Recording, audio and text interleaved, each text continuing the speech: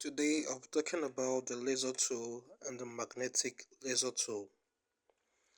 The laser tool is a freehand tool used to select areas of an image. And this is how it works. You click and you drag around the area you want to select, drawing a free form outline. And when you release the mouse, Photoshop creates a selection with dotted line around the object. It is best used for rough or irregular shape where precision is not critical. You can hold down the Shift key to add selection,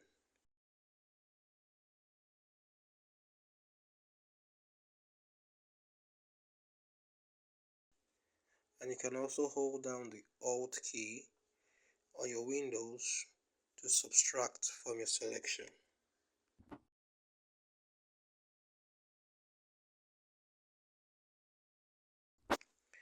The magnetic laser tool is a semi-automatic selection tool which select area based on the edge of your object or your subject.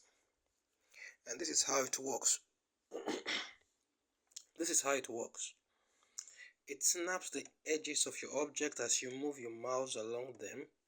The tool detects the contrast between the object and the background, making it an ideal for selection.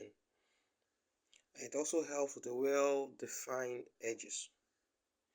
This is actually best for objects with clear boundaries, like a person against a plain background.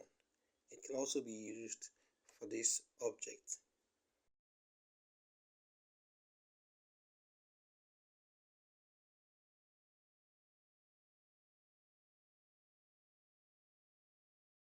Thanks for watching these videos. Please check out the other videos to get more tips on Photoshop tools and how to edit on Photoshop. Thank you.